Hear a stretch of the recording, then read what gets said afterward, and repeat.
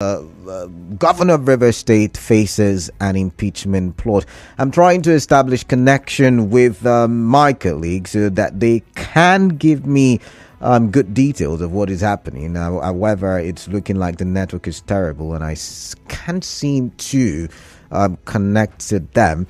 But then again, I have Ekine on the phone, and he's a lawyer. Is also the national legal advisor for the Committee for Defense of Human Rights. Can you hear me? Yes, I can hear you, Kalada. Okay, I seem to hear a noise from your end. I do not know what the problem is, but since you can hear me, welcome on the show, and good afternoon to you. Yes, good afternoon. Is it better? Where I am is actually enclosed. I'm not sure any noise coming up from here. Perhaps it's network, but I can hear you very clearly, Kalada. All right, then. Thank you very much. Thank you very much for your time. So, basically, you must have been following the story. The story in River State. I call it the political drama that has been happening in River State, where, there is the talk about an impeachment process. So yesterday night there was an explosion at the River State House of Assembly that destroyed I think the place where they usually have plenary, and destroyed the place. So plenary could not hold today. However, we still saw that about according to a video seen online, 23 members sat and suspended 4 members of the River State House of Assembly. One of them, the majority leader. Another person was Oko Jumbo, who represents Bonny constituency. Then the person representing Opobo, and one other person. So 4 of them were suspended because, according to the lawmakers, they were involved in the activity that resulted in the explosion of the House of Assembly, something in that nature. There also talks about the governor not allowing the legislative arm of government in River State to breathe. So these are some of the issues. However, there is also another faction led by the Edison here, who was said to have been suspended, saying that 26 lawmakers have elected him during a plenary that held at Government House in Port Harcourt this afternoon, and he's saying that he's now the Speaker of the House of Assembly. So this is the drama ongoing. Some people have fingered the former governor as the reason for what is happening. And I played a soundbite not too long ago where some time ago, where he was talking about, he wouldn't have a problem with his successor. He would allow his successor to breathe. He would not involve himself in, the political runnings of the state once it's done with it. He even said that the reason why politicians have problems with their, successors are because they try to micromanage the people who have succeeded them in office. So let's get your thoughts. First of all, what is the process of impeaching a governor in Nigeria according to the constitution? Yes, Kalada, thank you. Lots of talking points and very disturbing moment in River State, and threats to democracy, particularly in River State. And that's disturbing me more because I'm here, a resident here, not just being a resident here. I am a Rivers person. It means also that my interests, my democratic interests, and the representation from my local government. I think I seem to understand that one of those names he didn't mention is even the representative of my constituency. Okay. I think, yes, it does appear. That's Ahoda West local government. Okay. So these are disturbing moments in River State. But apparently, I must say first that there is threats to democracy, because the very foundation of democracy really is the legislature. It's unfortunate that what has happened. Is like destroying the very foundation of democracy that we profess, that we're aspiring to really pursue. Because I'm not sure that we're really democratic. I mean, the Nigerian states in general, we are an aspiring democracy.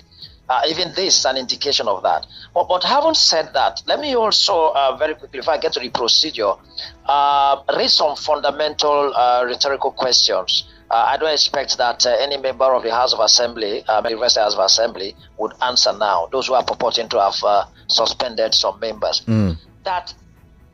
That some of these persons or the members suspended were allegedly involved in any way, directly or indirectly, with the whether it's arson or explosion in the House of Assembly.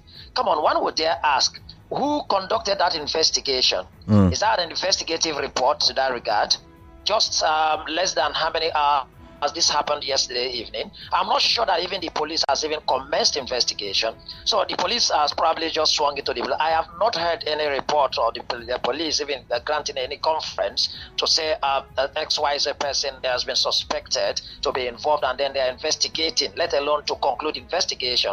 I raise this because it does then mean that beyond even the realm of suspicion, assuming that these members were directly or indirectly involved, beyond the realm of speculation, you have acted by some way of punishing them already. Because suspension is a very serious thing in the legislature. It will mean that you're denying those people and their constituents the right of representation. So even if it's a moment, it has to be done right and justifiably so. So if there is no justification for the suspension of any representative, and then by extension, the constituents of that representative, then it's a very fundamental constitutional, human right and democratic issue, really. And if you base that on a mere suspicion, that is worse even. Because to say that within less than how many hours is not even an investigative report by the police, but the House of Assembly. These are the things these people do, and they are clearly suspicious. That the House of Assembly will wake up in the morning, just when there's an explosion in an evening, and say some members of the House are the ones that carried it out. And you're not just alleging them and giving them opportunity to be heard, but then you're punishing them as if you are an accuser and then you're a judge at the same time. That is undemocratic, it's unconstitutional, and it doesn't happen. That's one. Let me come in now. They have also said that there will be, some investigation into the matter, but for now they stand suspended. So it's not like they have. It's not like they have removed them. To quickly get in. Okay. Suspension in itself is punitive. Suspension is some form of punishment, especially when you deny people the opportunity to be represented.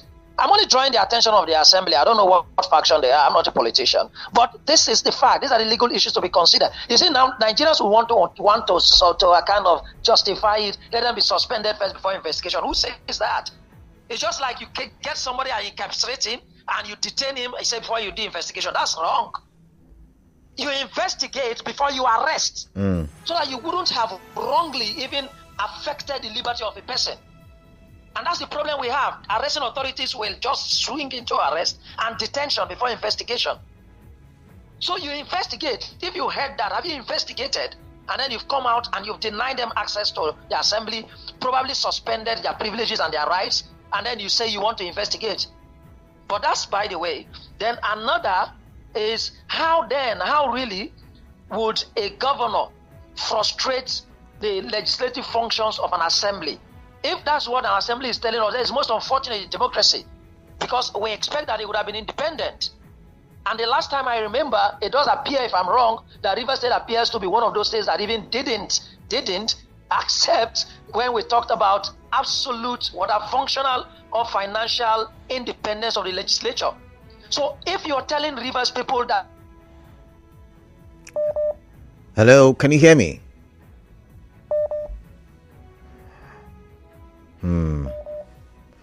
Now, beyond that, let me... Okay, I think we have a network issue. I would have to go for a break and come back. Do stay tuned. Just stay on the line. I'll go for a quick break and I'll come back, please.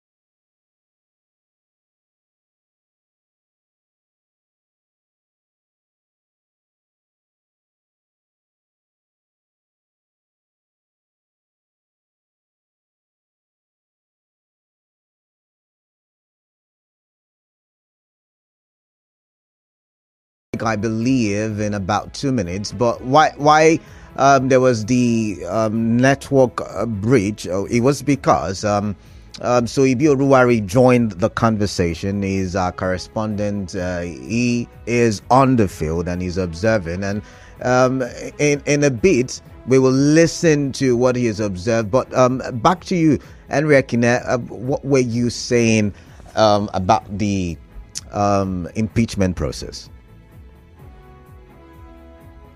Can you hear me? Hello? Oh my goodness. Can you hear me, Henry Ekine? Yes, I can hear you very loudly. Okay, I couldn't hear you for a bit. So yeah, you were saying about the impeachment process. You've got 2 minutes before the commercial break. Yes, please. I was saying that the Constitution of the Federal Republic of Nigeria 1999 is very clear. And so the procedure for removal, more appropriately, the reference is removal of a governor of any state in Nigeria. And let me quickly say that the foundation is laid from the point of the establishment of the office of the governor by the Constitution. That's Section 176. And then that office will be filled by way of election, where the people elect a governor. And because the people elected a governor, and they have their representatives in the legislature, they also have a right to remove a governor when the governor errs for some reason of either inadequacy or the excess of the governor. But then the procedure provided by the Constitution must be followed, and the ground for that removal must be in compliance with what the Constitution has provided. And that is why Section 188 of the Constitution, that provides for removal of a governor or deputy governor of a state, is very extant as to the procedure. Now, to run through that procedure, Kalada, number one is, like every other allegation, some individual, maybe a member of the House of Assembly, or a number of them may allege some gross misconduct of the governor, either by an action or inaction of the governor. But that action the Constitution requires must be one that is known to law, and then, of course, a constitutional infraction with respect to the functions of the governor, the office of the governor. And Okay. I quickly say this. For instance, no. Henry, please. We have a we have a commercial break, like I told you. It's already 2 minutes. So when we come back, we will go through the procedure. Bonny Kingdom Boat Regatta Alalia Competition 20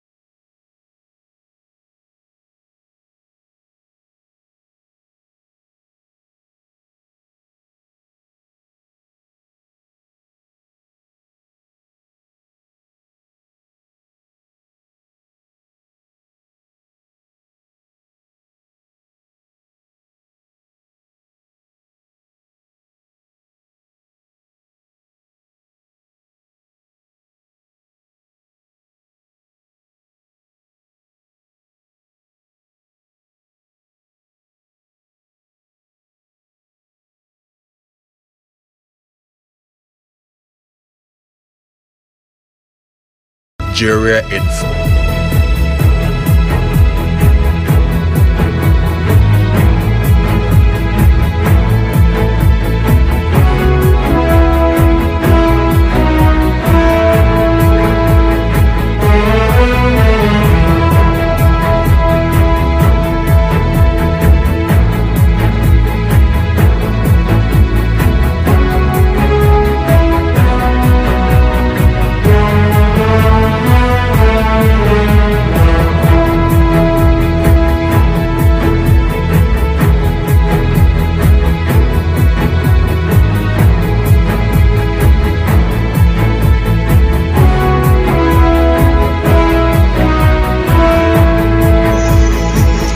All right, thank you very much for being a part of the show. It's 4:30, and you're listening to Hard Facts on 92.3 Nigerian Info. I'm Kalada Korubatubu, and I've got on the phone Ekine, who is a lawyer, human rights lawyer, and the national legal advisor of the Committee for Defense of Human Rights. And I've got Onyekachi Wonsu and Soibi Oruwari, correspondents of 92.3 Nigerian Info. Good afternoon to you guys. Good afternoon.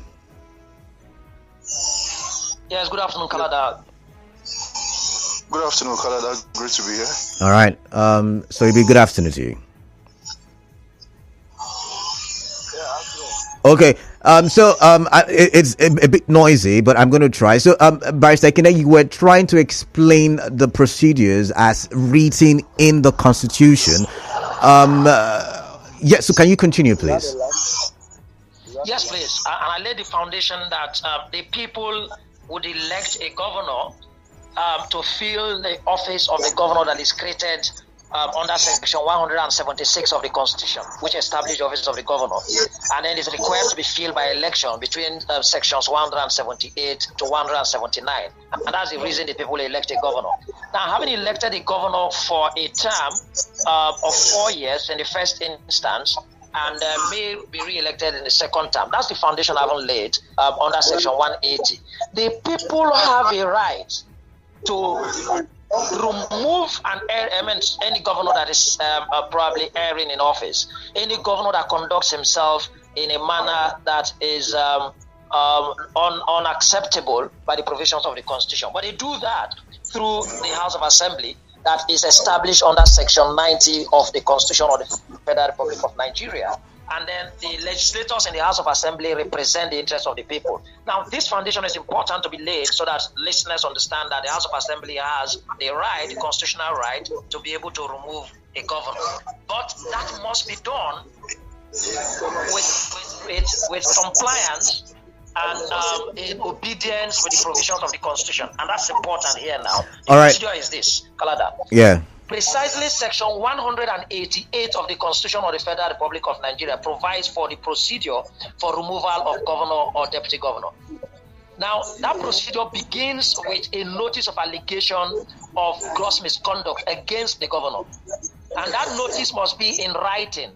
It must be signed by at least 1/3 of the members of that House of Assembly. So a state that has, assuming 30-member House of Assembly, at least 1/3 of them will be sent to sign. Okay, sorry, Eri, can you pause, please? Onyekachi. Yes, please. Where you are seems noisy. Can you shift a little bit, please? Okay, yes, it is. I'm sure you are aware.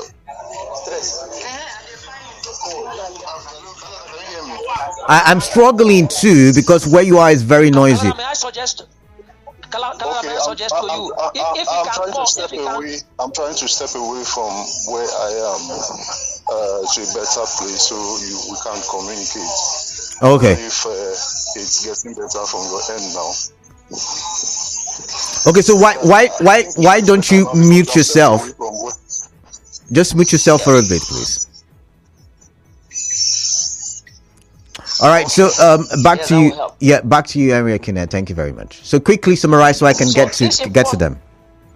Yes, I'll do so. This very important position that begins the process is such that allegation to be contained on a notice that must be in writing must be signed by at least 1/3 of the members of that house, and then the notice must contain those allegations in details and with particulars. So if you allege any constitutional infraction, then you must provide the details and the particulars of that infraction, alleged infraction. And again, the gross misconduct must be one that is related with the functions of the governor in office and the violation of the provisions of the Constitution.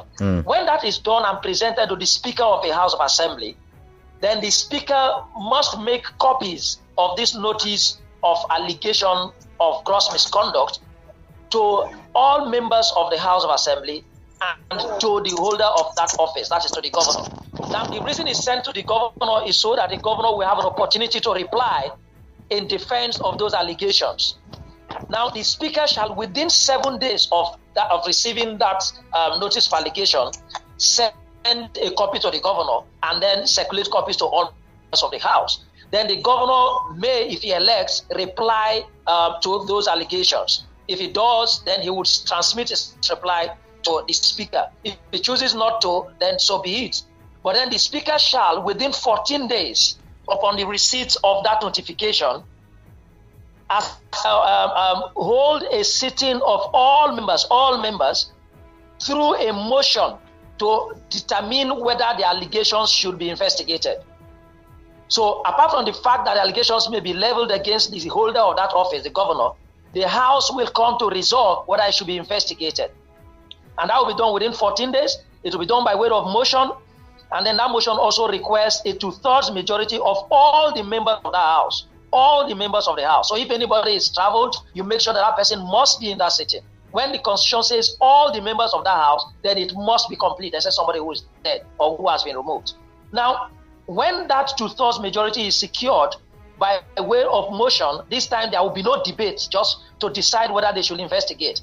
If the motion succeeds and they secure the 2/3 that the allegation should be investigated, then the Speaker will communicate the Chief Judge of the state to set up a panel for the purpose of that investigation.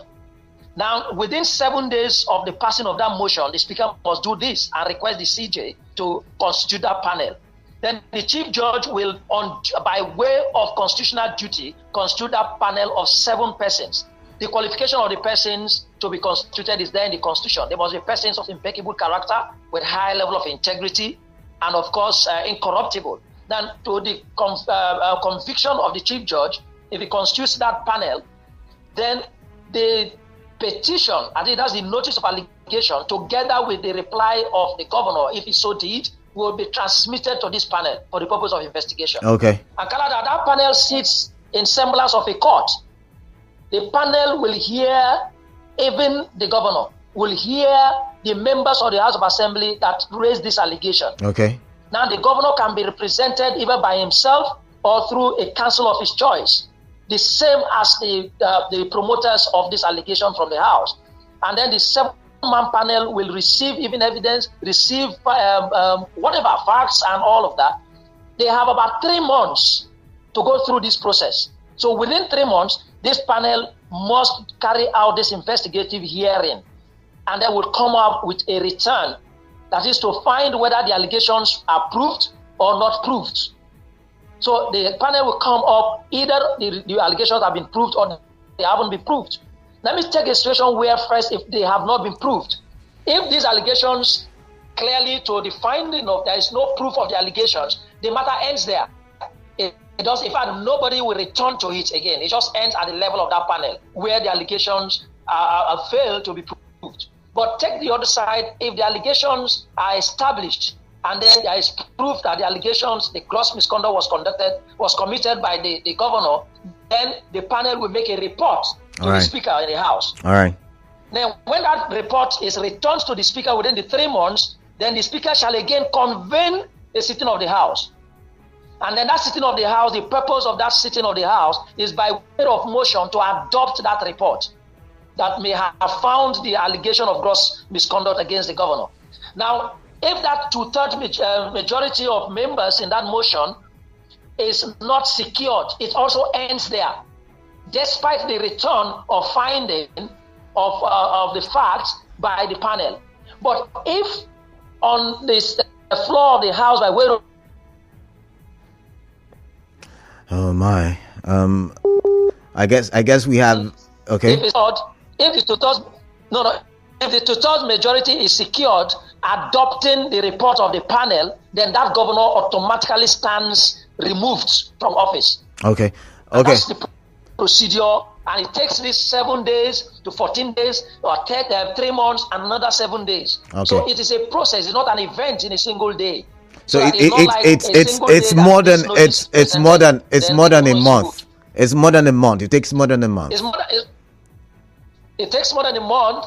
It takes more than a month because the 7 days allowable must, as constitutionally provided, must be allowed. Okay. All right. Let's pause you now. Let's quickly get to Onyekachi Wonsu. Is at Government House. I hear there may be a press briefing from the governor in a bit. So let's quickly listen to him so he can go back to the business of the day. So Onyekachi, can you hear me?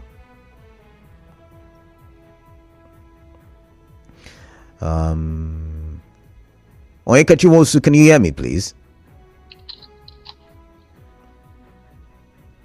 Okay, so while I'm waiting for Onyekachi to come on the phone, let's look at you here now.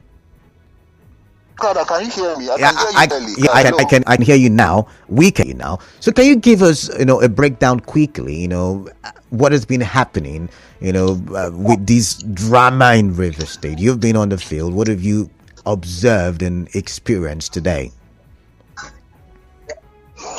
Okay, very well. Like you mentioned earlier, the governor in a jiffy will soon we're just waiting for him to be the one that we ought to know.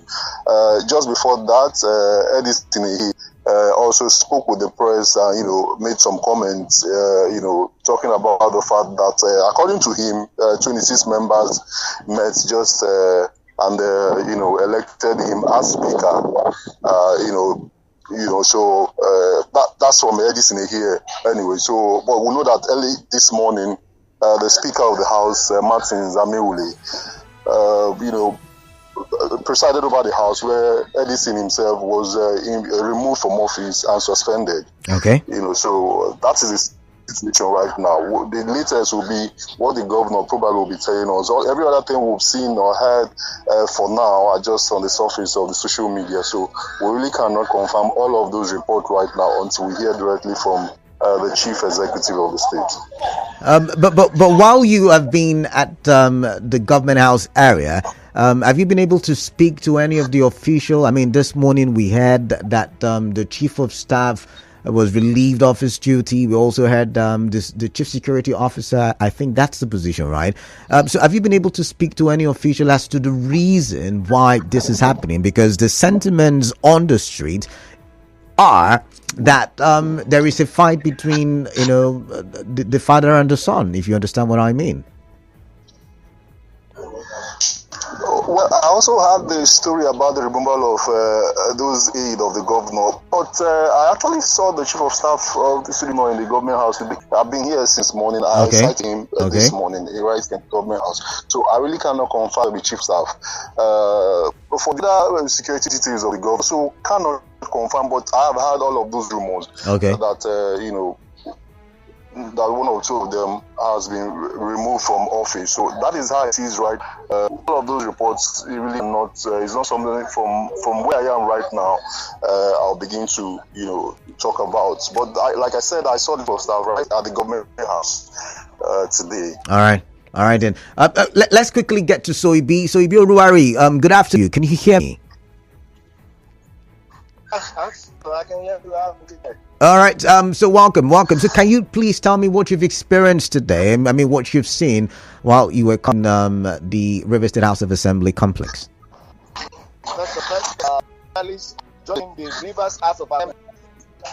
On your mic right now. Proceedings of the House of Assembly this morning.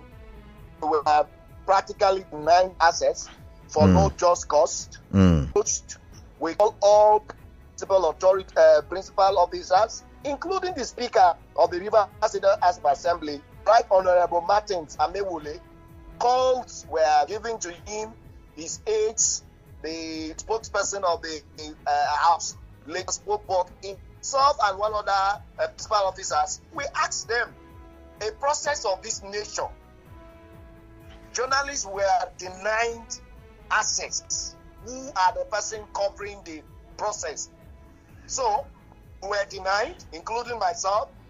I was able to, I saw all that, first of all, the two access to the entrance to the Rivers House of Assembly was barricaded, blocked by heavy security men. I cited 17 or 18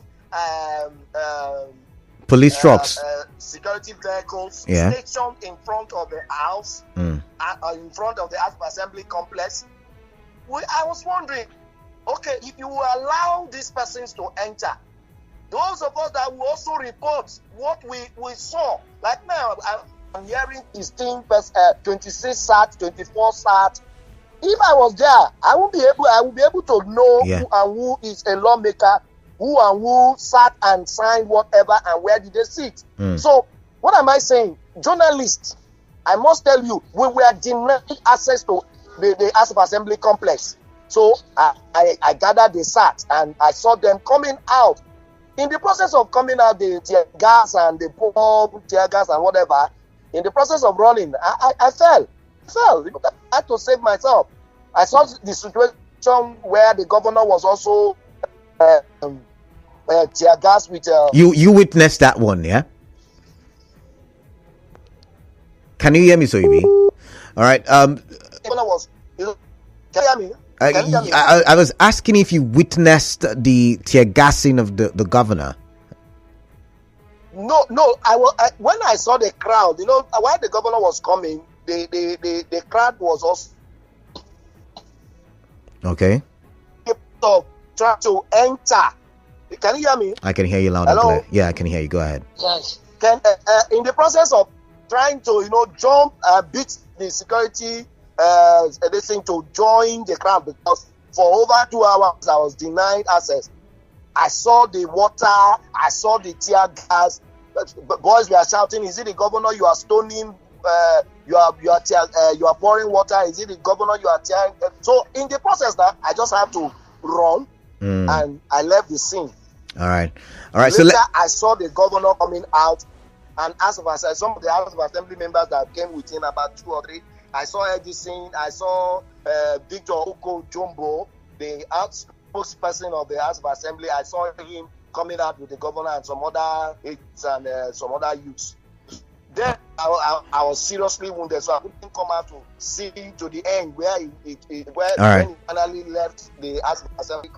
I would have to pause you now. I've got a few more minutes left on the show. I want to quickly take calls, even if it's a few calls. So please do stay on the line. Any question that is directed at you, I would love if you would answer. So just to call 923 002 0817 923 003. We're live on Facebook. I've got there's more things will be unfolding in the domain. Rivers people are watching. God bless Rivers State and Nigeria.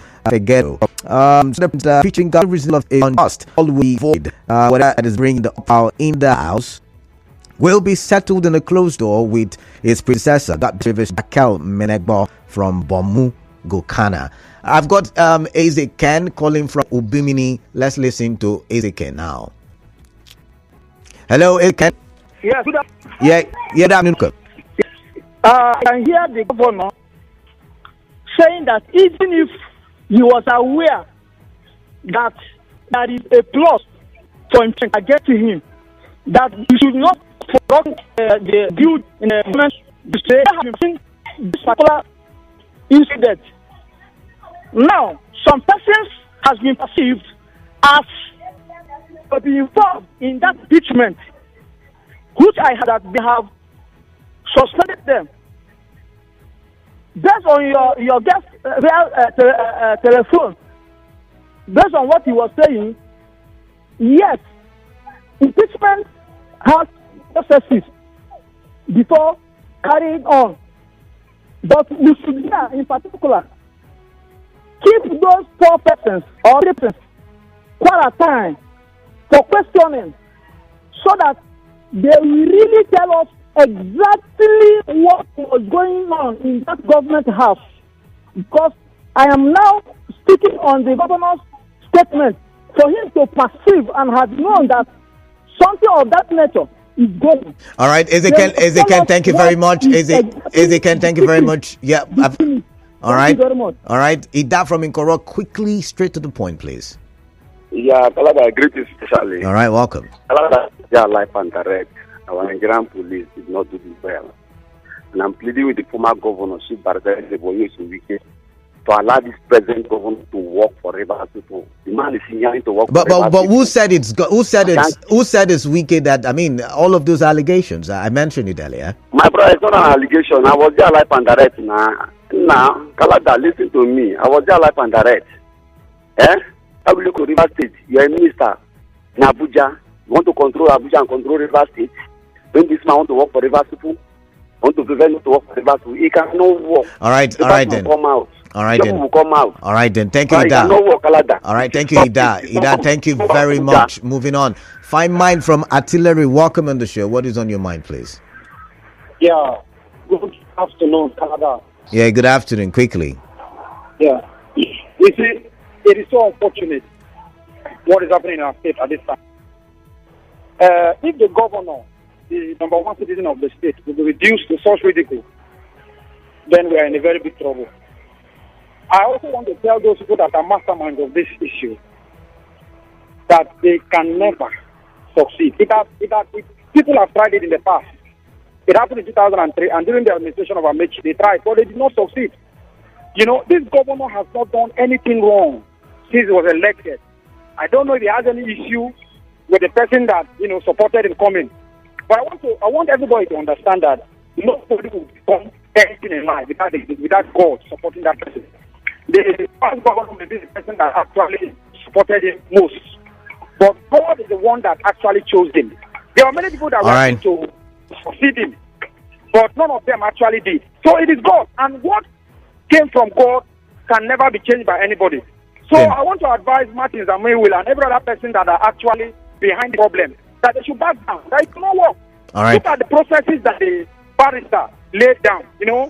It's an eye opener to many. Probably they don't know that they have to go through such process. All right. So Fine Mind, I've got to go. We're happy, and I want to say that this is happening for the good of Rivers people. All right then. Grateful to God that is happening at this point in time. All right, thank you very much. Thank you very much. So I was going to ask Onyekachi another question, but apparently he has left. I was going to ask him one who are present at that security meeting. But let's have the barrister say his final words. You've got a few seconds, so please can you help with your final words now?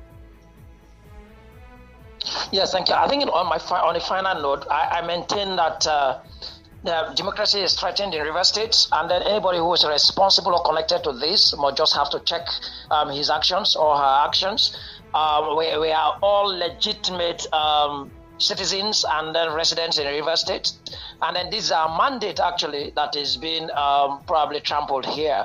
Like I said, it is not that a governor that has erred cannot be removed, but then the removal must be in compliance with the provisions and procedure extant in the Constitution of the Federal Republic of Nigeria. All right. I say again, and I maintain. I'm sorry, we've got to go at this point. We have to go. Yeah, thank you very much. Yeah.